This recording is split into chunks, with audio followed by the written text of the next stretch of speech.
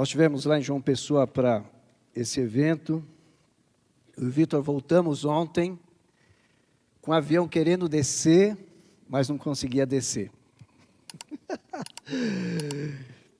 É muito legal, porque testa a nossa fé, né? Você consegue saber quem é quem dentro do avião desse jeito. Você pega uma turbulência como nós pegamos ontem, e chegou uma hora que tem aquela queda brusca, dá um frio na barriga. Se você é salvo, você diz, estou no Hopi Hari, uhul, Disneylândia. Mas teve grito dentro do avião. Aí beleza, depois, chegando em Congonhas, e um daqueles dias tops, né, que você deixa o seu carro em Guarulhos, depois você descobre que você vai descer em Congonhas, né? E aí a primeira tentativa de aterrissagem, ele vai indo, daqui a pouco ele remete. Uau! E pessoas de primeira viagem dentro de um avião. O camarada de trás perguntou para o Vitor, é assim que funciona? É desse jeito, acontece sempre isso. E o Vitor, especialista em aviação, diz, quando a pista está molhada, né? De vez em quando acontece. E depois o comandante disse para a gente, por causa de um vento de cauda e a pista molhada, nós tivemos problema. Daqui a pouquinho, segunda tentativa. O avião começa a descer, daqui a pouco sobe de novo. Aí você diz, está chegando a hora, Senhor. Né? Aí você pensa, passa um filme. Olha, ele estava tão feliz, foi receber o diploma, olha o que ele mandou, né? Porque nessas horas, aliás, graças a Deus, pela Aurora, né? E o Heraldo, graças a Deus pela vida deles, graças a Deus foram encontrados lá no Chile. E aí, tenta descer, não consegue, arremete novamente, e aí, a terceira vez, a gente diz, Senhor, me recebe aí. Né? Mas a gente testa, eu não sei, eu e o Vitor, a gente estava dando muita risada nessa hora, com tranquilidade, e para mim é só uma coisa, só a certeza da salvação. E o que tiver que acontecer, vai acontecer, e vamos embora, fechar os olhos aqui, estar diante do Senhor Jesus Cristo, e vocês pagam o nosso velório aí, combinado? Né? E foi assim, a gente chegou com toda essa emoção e prontos, né, para essa jornada. Isso que recebi, título de doutor honoris causa, qualquer cidadão pode receber por aquilo que ele faz em prol da humanidade. Eu sou capelão voluntário, atuo dentro da Polícia Militar. Está aqui a Thaís, esposa de um grande amigo, o Rocha, sensacional, que está lá com as nossas crianças. Está lá também a Cabo Etelvânia, que daqui a pouco eles vão estar aqui, e a gente faz capelania nas unidades onde eles estão, e por isso esse título. Né? E o título de pós-graduação não é uma chegada, na verdade é uma semente que foi plantada, que vai, né, dar colheita durante o tempo da minha vida. Então é apenas uma semente plantada, amém? Vamos lá, nós temos uma série de mensagens já programadas para pregar, e eu não pregaria hoje, essa é a verdade. No calendário, o pastor Ramires me excluiu das pregações de domingo, né? E aí, quando eu voltei das minhas férias, que a gente estava analisando, né, ele achou que eu já pregaria no domingo seguinte. Falei, não, chefe, eu estou fora esse mês. Como assim? Né? Aí, houve um equívoco. E aí eu caí para pregar hoje, já com o tema todo definido. Então, isso que vou pregar já estava no coração de Deus, para ministrar o coração dessa igreja, só que por mim. Eu compartilho com vocês João capítulo 8, que eu vou pedir para o pessoal da mídia colocar para nós no telão. João capítulo 8, e nós vamos hoje à noite falar sobre pessoas condenam, Jesus perdoa. Pessoas condenam e Jesus perdoa. O texto do Evangelho de João, capítulo 8, de um fato muito conhecido por quem estuda a palavra de Deus, João o evangelista vai narrar a partir do verso 1 do seu capítulo 8. Jesus, porém, foi para o Monte das Oliveiras. Jesus estava em Jerusalém nesse dia. e ele foi para o Monte das Oliveiras. A história vai continuar, versículo 2 vai dizer: ao amanhecer, ou seja, no dia seguinte, ele apareceu novamente no templo, ou seja, ele voltou ao templo para que todo o povo se reuniu ao seu redor e ele se sentou para ensiná-los, ou para ensiná-lo, porque um rabi nessa época sentava-se com autoridade, e o sentar para ensinar, diferente dos nossos dias, e diferente da posição que eu estou agora em pé diante de vocês, Jesus com autoridade, porque tinha autoridade, um rabi com autoridade se sentava para ensinar, então ele se sentou e ensinou aquele povo. Versículo 3, os mestres da lei, ou seja, os escribas, os fariseus, trouxeram-lhe uma mulher surpreendida em adultério. Fizeram-na ficar em pé diante de todos e disseram a Jesus: mestre, olha como eles chamam Jesus. Mestre, esta mulher foi surpreendida no ato de adultério. Na lei de Moisés, na lei Moisés nos ordena apedrejar tais mulheres. E você? O que tem a dizer? Versículo 6 é a chave desse texto, ou pelo menos a intenção desse texto. Versículo 6. Eles estavam usando essa pergunta para testá-lo, a fim de terem fundamento para acusá-lo. Jesus é o alvo. Jesus, porém, inclinou-se e começou a escrever no chão com o dedo. Visto que continuavam a interrogá-lo, ele se levantou e disse: se algum de vocês estiver sem pecado, seja o primeiro a tirar a pedra. Ele inclinou-se novamente e continuou escrevendo no chão. Os que o ouviram, acusados pela consciência, foram saindo um de cada vez, começando pelos mais velhos. Às vezes é um problema a gente ficar mais velho. Até que Jesus ficou só com a mulher que estava diante dele. Então, Jesus pôs-se em pé e perguntou-lhe: mulher, onde estão eles? Ninguém a condenou? Ninguém, Senhor, disse ela. Jesus declarou: eu também não a condeno. Vá, e de agora em diante, abandone a sua vida de pecado. Eu quero orar. Deus querido, que o texto fale aos nossos corações nessa noite, no sentido e no propósito, Pai, que o Senhor tem para as nossas vidas hoje à noite. Por isso, Deus, que o Teu Santo Espírito, Deus, trabalhe nos nossos corações, prendendo, Pai, a nossa atenção para as lições extraídas, ó Deus, do texto sagrado do Senhor hoje à noite. No nome de Jesus nós oramos. Amém. Amém. Alguns anos, uma pessoa me procurou e começou a contar uma história para mim. Ela demorou aproximadamente 30 minutos falando. À medida que ela estava falando, eu comecei a perceber que aquela pessoa estava querendo usar a mim para atingir os seus propósitos. Estava muito claro. Ela tinha alguns propósitos dentro da corporação. E à medida que ela falava comigo, estava ficando cada vez mais claro que ela queria me usar para atingir os seus objetivos dentro daquela corporação. Agora eu faço uma pergunta: você já se sentiu usado por alguém? Você já foi procurado por alguém com uma conversa doce, mas que no finalzinho ela está querendo apenas o seu nome para fazer um financiamento? Não precisa responder nem dar risada.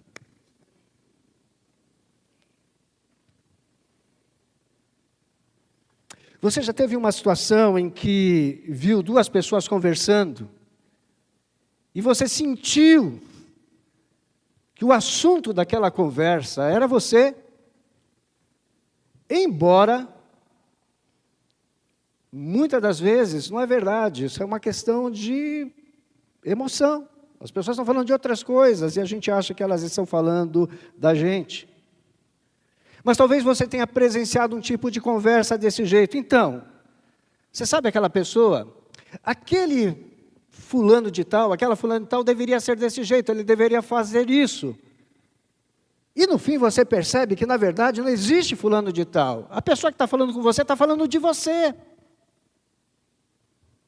Só que está falando de uma maneira indireta. E a gente se vê em algumas situações como essa. Quando nós olhamos esse texto, nós encontramos pelo menos 4 tipos de pessoas. E talvez 5. Os 4 que nós conhecemos, que está muito claro no texto, primeiro, a mulher, ela é uma isca. Porque o versículo 6 revela isso, que a intenção dos mestres da lei, dos fariseus, não era a mulher, era Jesus. Eles pegaram a mulher em um adultério, no ato do adultério, mas eles queriam pegar Jesus, o texto é muito claro a respeito disso. Então a mulher não serve para outra coisa, senão isca. Não era sobre ela, sobre Jesus esse texto. A segunda personagem está num conjunto de religiosos, formado pelos mestres da lei, os escribas e os fariseus. Se a mulher era a isca, esses são os acusadores. O terceiro grupo era aqueles que estavam ouvindo Jesus. Porque Jesus estava no templo, Jesus estava sentado ensinando até que aqueles homens chegaram. E aqueles que estavam ouvindo Jesus se tornaram espectadores desta cena.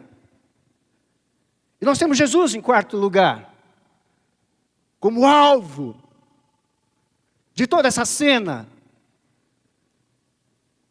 E talvez então em quinto lugar, esses homens não chegaram sozinhos, junto com essa mulher. Certamente tinha com ele, a Bíblia não diz, mas a gente pode supor isso daqui, que chegou junto com eles o pessoal que apoiava o apedrejamento, apoiava a execução. Então, pelo menos 4 tipos de pessoas, a Bíblia diz, mas talvez 5 tipos de gente aqui. Agora, a partir desse momento, vamos ver a ação desse povo e talvez como eles se parecem com a gente. Se eu te perguntasse, quem é você nessa história? A isca, os acusadores, os espectadores, Jesus, ou aqueles que estão apoiando esse ato?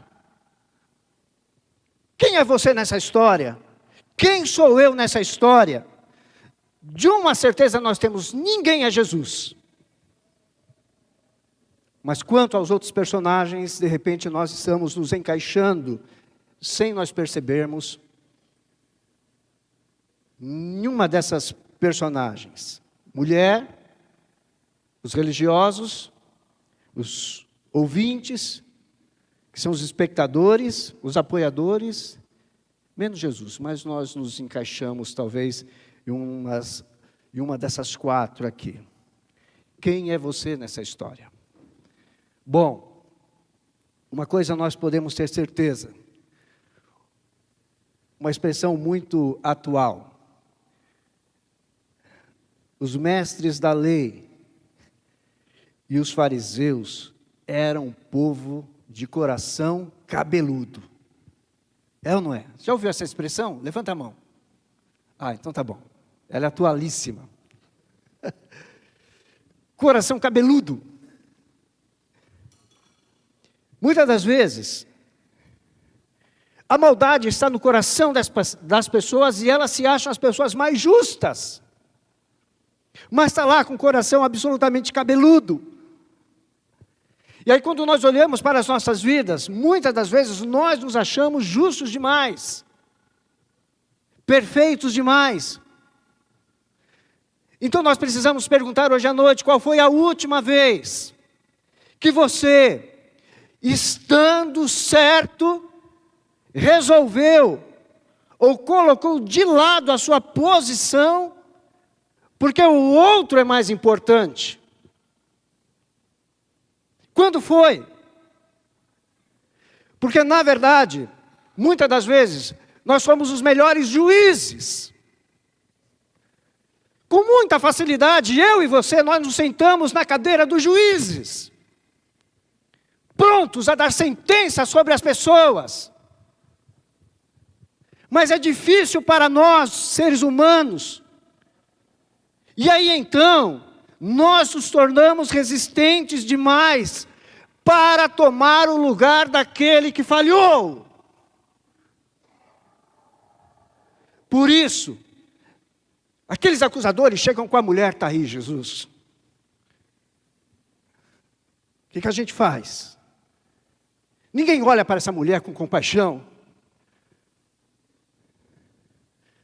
Eles pegaram essa mulher no ato. Eles querem sangue. O objetivo deles é o Senhor Jesus Cristo, mas eles não se importam se sangue for rolado nessa história para pegar o outro, contanto que não sejam eles. Porque é muito mais fácil a gente sentar na cadeira de juiz do que olhar com compaixão para aquele que falhou. É mais fácil isso. Se nós não temos pedras nas mãos para tirar, não nos falta força para levar o falido ao julgamento.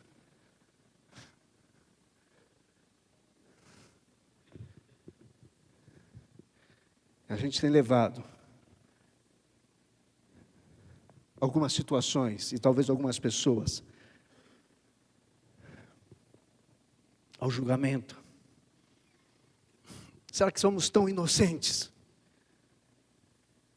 ao ponto de enxergarmos falha somente nos outros e não em nós? Somos inocentes? Ou será que quando as outras pessoas falham, a gente começa a pensar, eu não sou tão ruim quanto eles. Eu não sou. Será que esse é o nosso pensamento? E na realidade, será que nós somos melhores do que os outros? Essa história reveladora mostra que estes homens e mulheres da história, nenhum deles é bom. Nenhum deles é bom. Ou pelo menos, não são tão bons quanto eles mesmos imaginam que são. Doutores da lei, fariseus, gente que manuseava o estudo da Bíblia, que tratava das coisas de Deus o tempo todo. Alguns olhares nessa história. Quando os acusadores, esses fariseus e esses doutores da lei, olham para a mulher, eles dizem, há um problema aqui, e o mal precisa ser combatido. Essa mulher errou.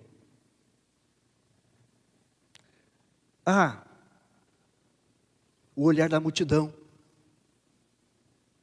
que diz, essa mulher errou, e ela precisa morrer. Por isso, as pedras nas mãos. E é o olhar de Jesus nessa história, dizendo, todos vocês estão errados. Ela está errada. Vocês que me ouvem estão errados. Estão errados. Vocês, doutores da lei e fariseus, vocês estão errados. Jesus estava dizendo, vocês todos estão no mesmo barco. Vocês todos estão na mesma situação. talvez isso nos leve a uma reflexão. Nós não somos tão justos ou não tão bons quanto nós imaginamos ser. Posso fazer uma pergunta para vocês? Sim ou não? Só responde quem falou sim. Levanta a mão. Quem aqui é coração peludo? Olha! É lógico, né? Que ninguém... Mas a gente sincera aqui no meio. Eu faço a segunda pergunta. Quantos de nós, uma vez na vida, já teve uma atitude de um coração peludo? Sem revelações aqui, hein?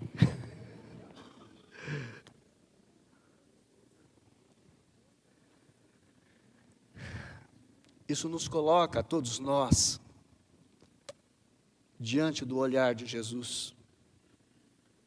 Isso coloca todos nós aqui nessa noite, no lugar da mulher apanhada no ato do adultério.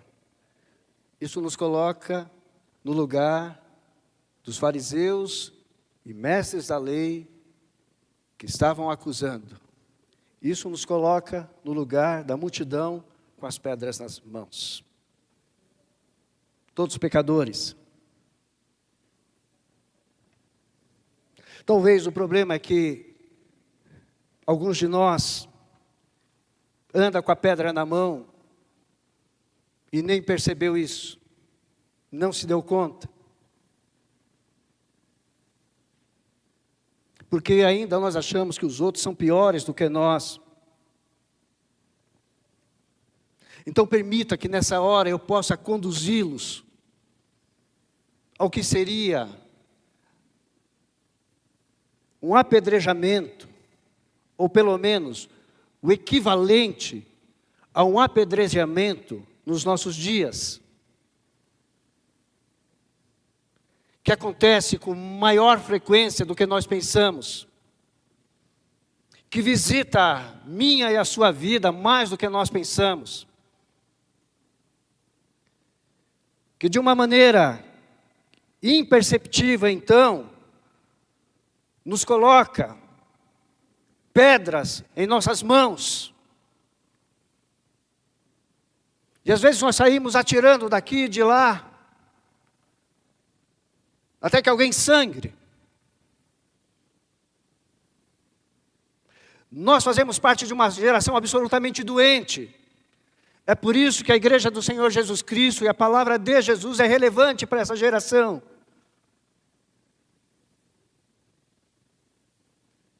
Guarujá, maio de 2014.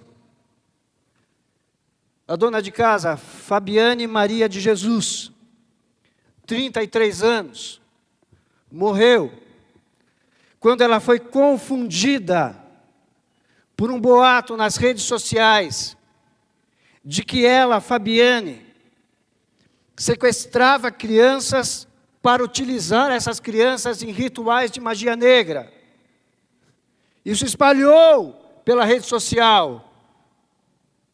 Neste ano de 2014, Fabiane estava andando pela rua quando alguém diz: é ela!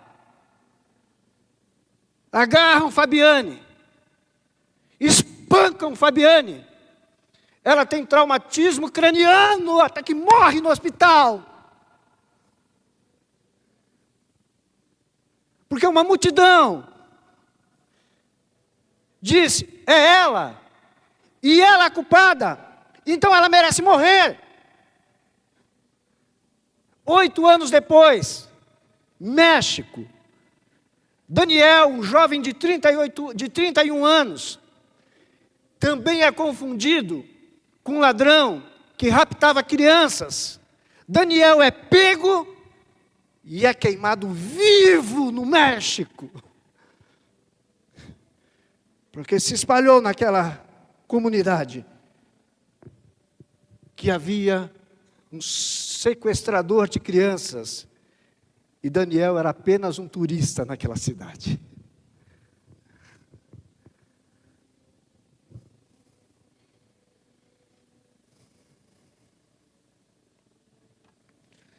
Isto não é um horror? Sim ou não? Sim. Mas nós apedrejamos de uma maneira elegante. De uma maneira elegante. Elegante, mas tão cruel e devastador, como fizeram com a Fabiane e com o Daniel. A mesma coisa, só que de uma maneira elegante. Como é que nós fazemos isso? Com os comentários nas redes sociais.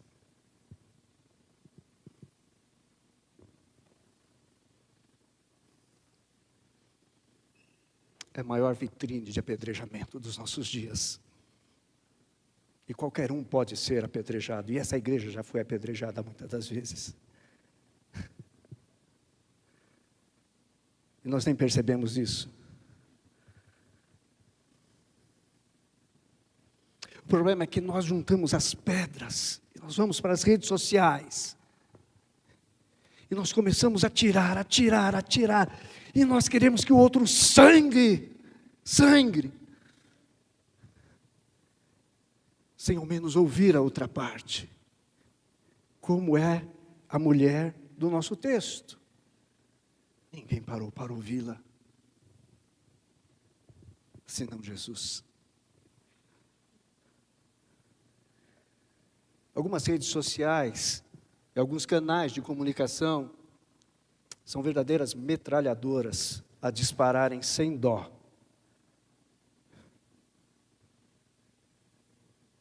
A mulher do nosso texto não é inocente, você precisa saber disso. Ela é pega no ato do adultério.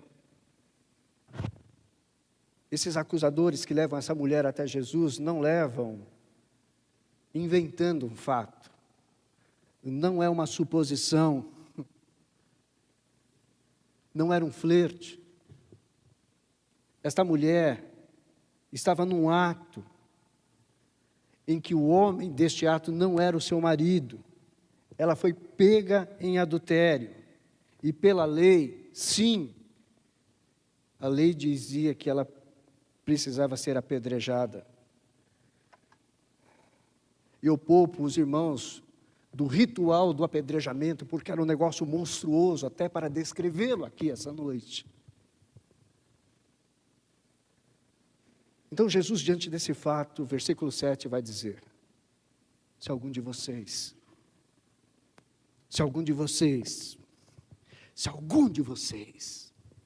estiver sem pecado, seja o primeiro a tirar pedra nela. Seja o primeiro. Bom, talvez essa palavra de Jesus não cause nenhum impacto em você hoje à noite. Para ser sincero, talvez você nem esteja interessado nessa pregação. E, aliás, você tem a liberdade de não estar interessado. Mas escute apenas isso que eu vou dizer. Eu peço que somente isso, e depois você pode desligar a sua mente novamente. Escute o que Jesus diz. Se algum de vocês estiver sem pecado, seja o primeiro a tirar a pedra nela. Jesus está dizendo, nós somos os primeiros a verem falhas na vida dos outros. Jesus está dizendo, nós somos bons para acharmos melhores do que os outros. Agora escute isso.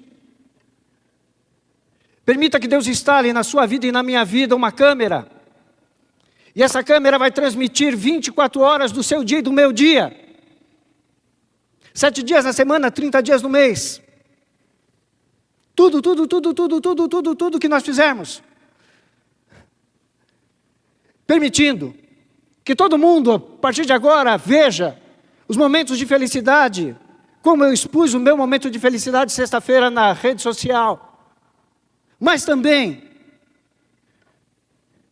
que ele grave e exponha a sua vida e a minha vida. Aquele momento em que você ficou totalmente irado.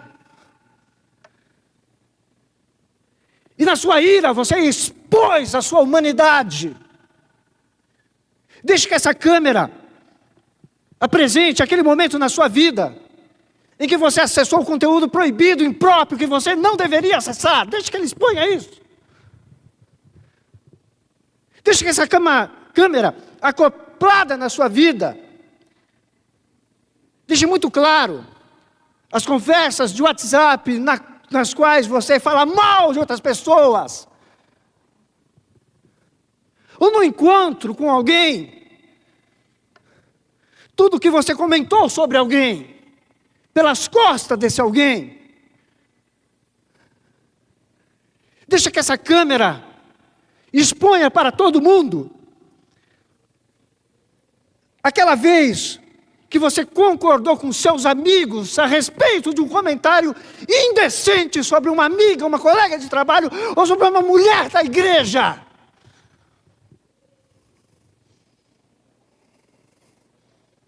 Deixe que essa câmera revele as suas palavras de maldição sobre as pessoas. Deixe que essa câmera revele as vezes em que você fingiu ser vítima de uma situação, quando na verdade você foi a principal causadora dessa situação.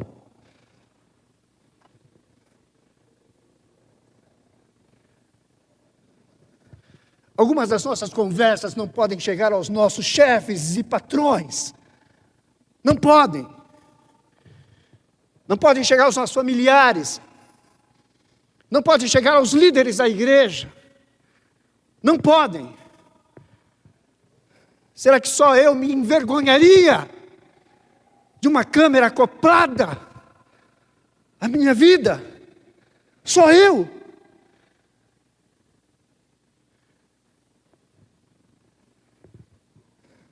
Por isso Jesus diz àqueles homens: eu sou a câmera.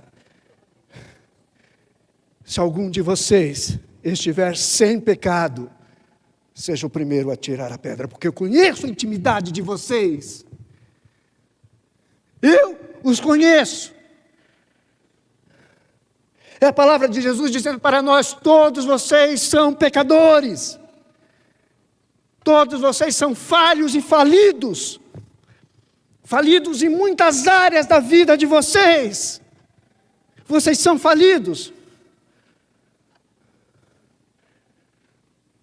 Quando ninguém atira uma pedrinha sequer nesta mulher, mas eles saem dali, o mais velho sai primeiro, uma coisa fica clara: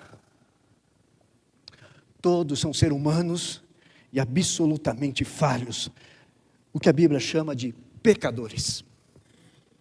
Todos são pecadores, todos devem alguma coisa. Bom, nós temos a mulher ainda. Ela foi apanhada no ato do adultério. O que Jesus fará com ela? Então, versículo 10 e 11 vão dizer: Jesus perguntou a ela: mulher, onde estão eles? Onde estão eles? Ninguém a condenou? E ela responde: ninguém, Senhor. Eu também não a condeno. Vá e de agora em diante abandone a sua vida de pecado. Olha a graça de Deus sobre todo pecador. Olha a graça de Deus sobre essa mulher, e olha a graça de Deus sobre a sua vida e a minha vida também. Essa mulher merecia condenação, e Jesus diz a ela: eu não a condeno. Ela sofreu. Não dá tempo Eu poderia narrar qual é a angústia de uma mulher que sabe que vai morrer. Se no avião ontem as pessoas ficaram desesperadas com a possibilidade de morrerem, essa mulher tem a certeza de uma coisa: ela vai morrer daqui a pouco. Ela foi pega em adultério, no ato do adultério. Ela sabe que dentro de alguns instantes, o que lhe espera é uma morte cruel, sangrenta, e no pensamento dela, sabe o que tinha? Eu não tenho mais chance, a minha vida acabou. Eu morro envergonhada, eu morro apedrejada, eu sou um escândalo para essa sociedade, a minha vida acabou.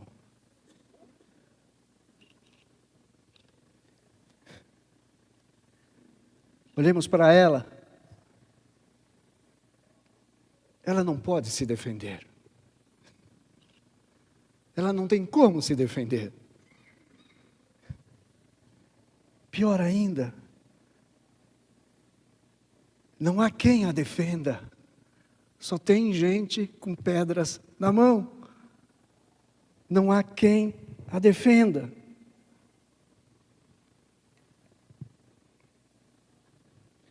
Bom, ela não podia se defender e ela não tinha quem a defendesse. Ela só não sabia que estava diante do melhor advogado do mundo, que nunca perdeu uma causa. Ela só não sabia isso.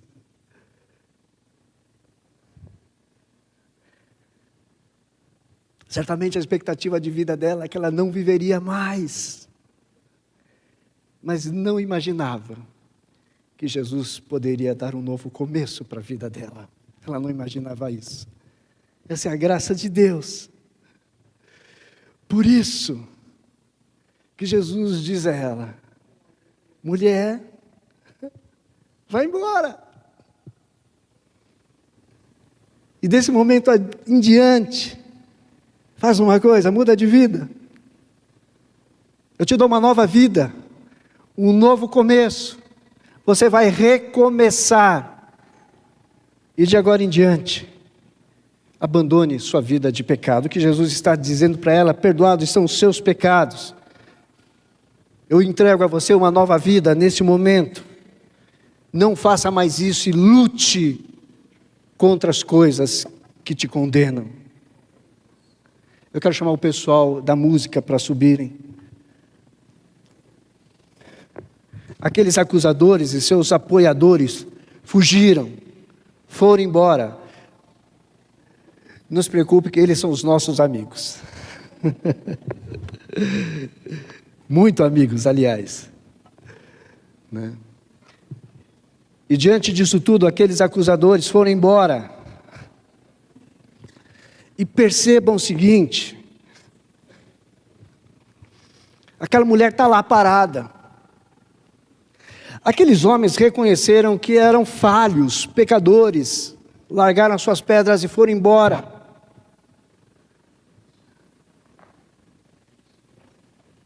E aí eu faço uma pergunta: você vai fugir hoje à noite da presença de Deus? Vai fugir? Eu creio que não.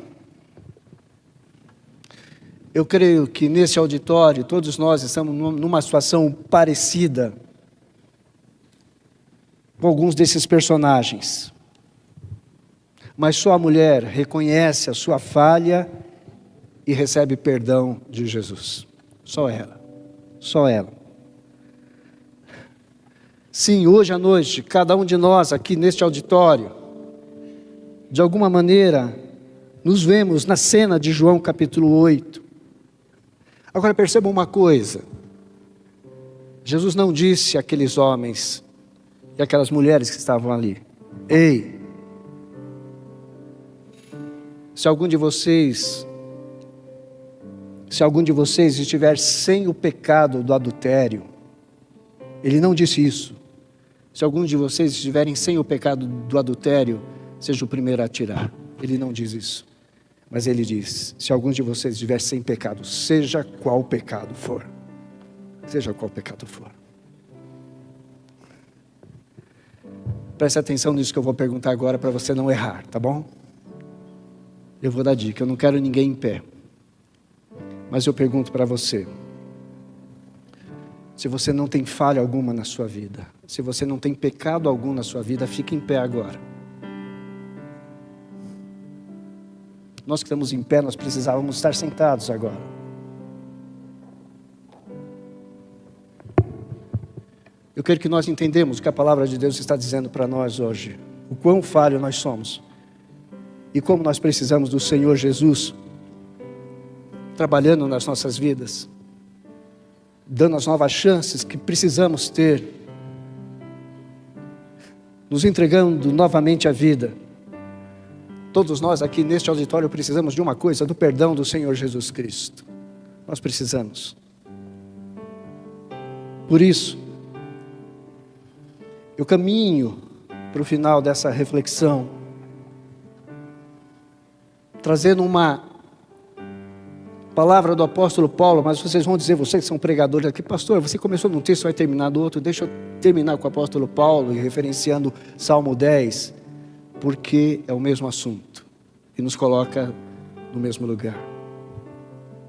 O Salmo 10, de versículo 7, vai dizer, sua boca está cheia de maldições, mentiras e ameaças, violência e maldade, tudo isso está na sua boca. O salmista, quando escreve isso, está falando de uma pessoa perversa, de um homem que odeia a Deus, que blasfema contra Deus, de um homem ganancioso, presunçoso, mau, que prejudica os menos favorecidos, ganancioso, arrogante, enganoso, grosseiro, assassino. Esse é o contexto.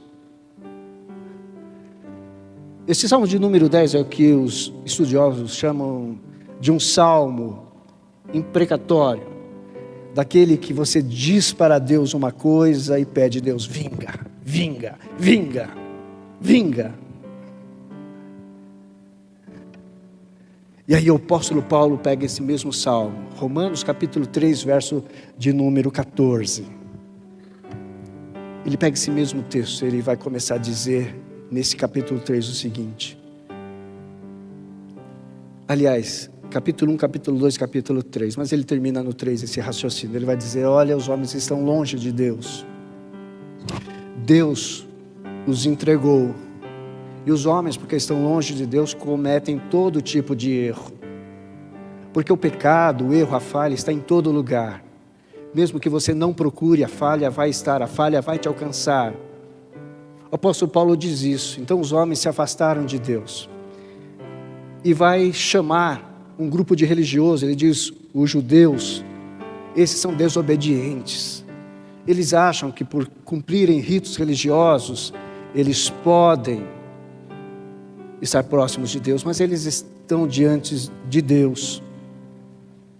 E nesse argumento todo, ele vai dizer, só Jesus, esse mesmo da mulher, só Jesus, para perdoar as nossas falhas, para corrigir as áreas das nossas vidas aonde nós mais falhamos, e é sobre isso. É sobre isso.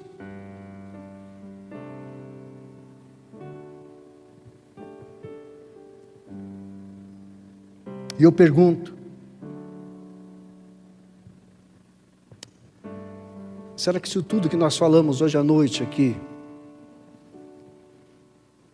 não vivemos nós nas nossas próprias vidas? Os nossos olhares são mais contra os outros do que a favor para ajudá-los? Será que não é isso? Será que a gente esquece do que Efésios capítulo 6 diz, que a nossa luta não é contra carne nem sangue, mas poderes que estão em todos os lugares, e poderes do mal, e contra o pecado, como ele diz em Colossenses capítulo 3, e de novo em Romanos capítulo 8. Ele nos lembra que a nossa luta é contra isso. Agora, na boca do apóstolo Paulo, o Salmo 10 tem uma nova direção. Ele diz que a humanidade está falida. Mesma coisa que Jesus falou. Mesma coisa, mesma coisa. E falando isso, é como se ele estivesse se vendo num espelho. E aí eu trago essa reflexão para nós hoje. Quantas das vezes nós estamos virando o espelho para o outro, quando nós deveríamos virar para nós e dizer: Deus, eu estou falhando aqui, eu estou falhando ali, eu estou falhando ali.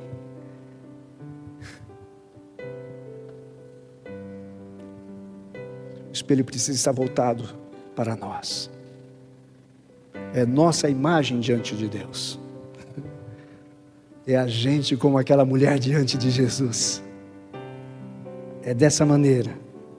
E eu pergunto: é assim que você tem se visto? É dessa maneira que você tem se enxergado? O que acontece no seu coração quando você ouve uma pregação como essa? O que é que vai aí dentro? Hoje você primeiro pensou numa outra pessoa? Não. A mensagem diz: eu conheço todos que estão aqui. Deus conhece. Então olhe para você. Assim como eu, enquanto estudava, elaborava, olhava para mim. Enquanto prego, eu olho para mim.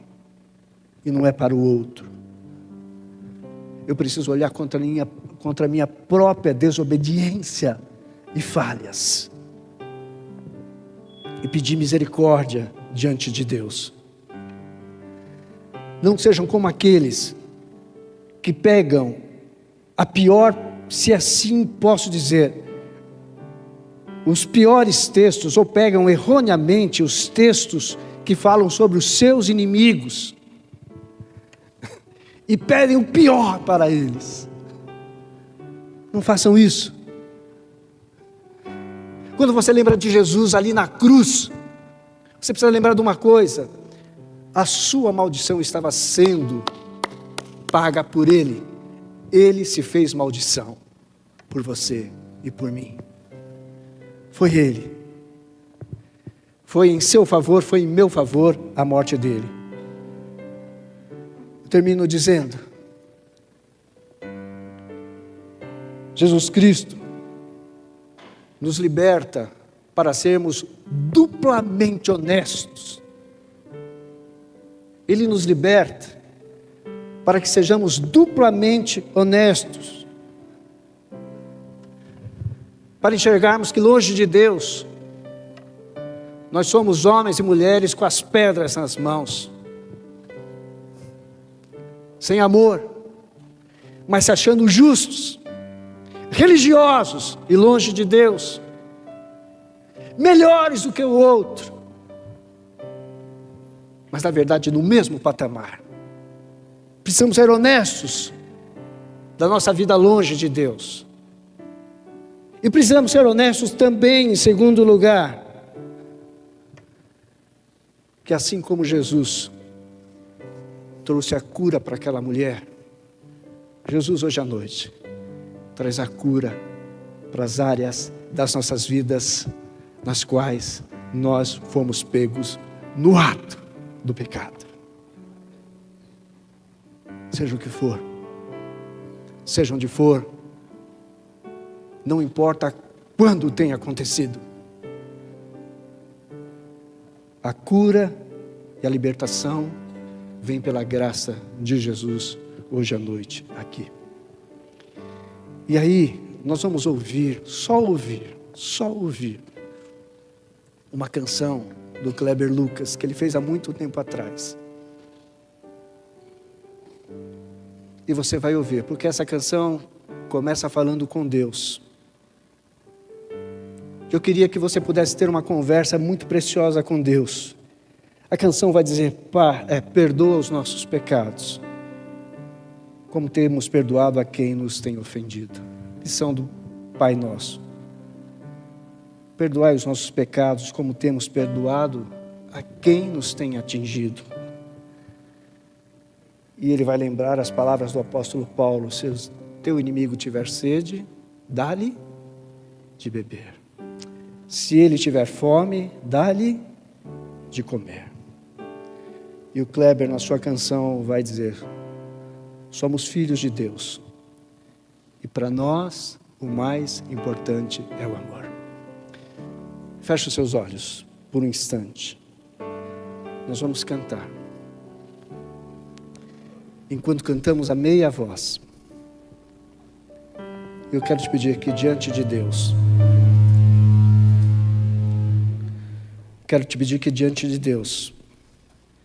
deixa Deus te levar às áreas da sua vida onde você tem certeza absoluta das suas falhas, pequenas ou grandes. Mas não se esqueça de uma coisa: a graça neste lugar. A graça nesse lugar. E a graça do Senhor Jesus Cristo é capaz de perdoar as suas falhas. É capaz de te levantar. É capaz de dizer para você: você achou que era o fim, mas eu tenho nova vida para você. Nova vida. Enquanto o grupo canta, fala com Deus nesse próximo minuto.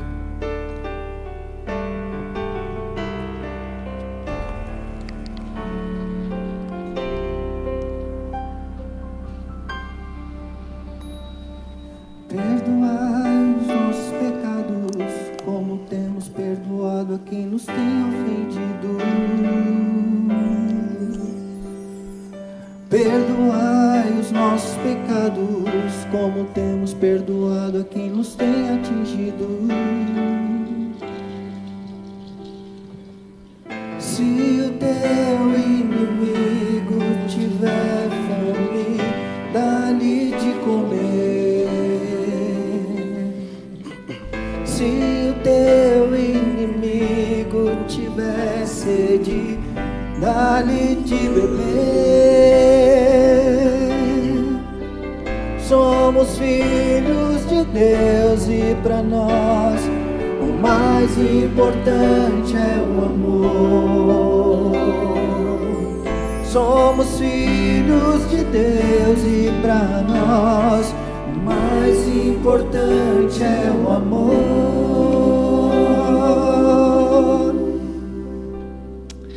Amém. Eu não vou pedir que você venha à frente. Não vou pedir. Mas você pode fechar os seus olhos ainda mais um instante. Se hoje você está aqui e você quer uma nova oportunidade para a sua vida, você acha e sente que precisa entregar em primeiro lugar totalmente a sua vida a Deus. Mas talvez você diga: não, eu já entreguei a minha vida a Deus, mas eu preciso entregar algumas coisas ao Senhor hoje à noite. Algumas coisas que eu tenho sentido um apedrejamento de mim mesmo. Talvez você seja o maior apedrejador de você. A graça de Deus está nesse lugar. E se você hoje à noite quer receber de Deus graça de cura sobre a sua vida, eu vou pedir que você rapidamente se coloque em pé. Eu vou orar pela sua vida.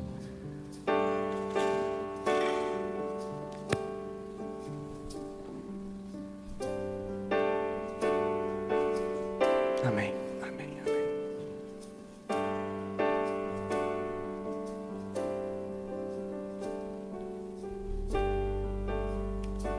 Amém.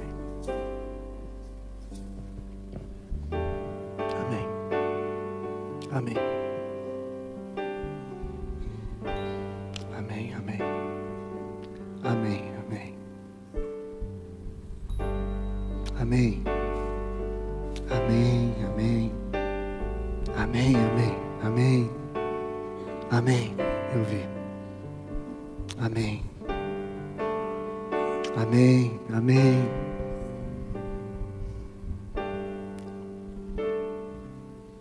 Amém.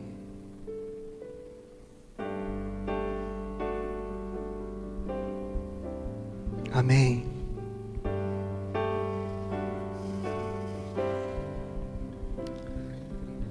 Pai querido, em nome de Jesus. Ó Deus, eu deixo ante Deus em especial cada uma dessas pessoas que hoje à noite, Deus, reconheceram nas suas vidas, ó Deus, que hoje era o dia de uma visitação toda especial da sua graça, ó Deus, em suas vidas, Pai. E pedimos ao Senhor, Santo Deus, que esta graça levante-os, ó Deus, da mesma maneira como levantou aquela mulher. E que eles ouçam, Santo Deus, cada um, Santo Deus, na sua própria vida e naquilo pelo qual, Santo Deus, eles se colocaram em pé, a voz do Senhor dizendo: eu não te condeno, mas agora, vá, resolva a sua vida e não faça mais isso, porque eu te amo. Você não morrerá, você tem uma nova chance dada por mim. Não há quem te acuse, nem seres humanos, nem seres espirituais, nem anjos, nem demônio, porque já não há nenhuma condenação para aqueles que estão em Cristo Jesus. Ó Deus, faz isso na vida de cada um, Deus, para a honra e glória do teu nome. É assim que nós oramos hoje à noite. Amém e amém.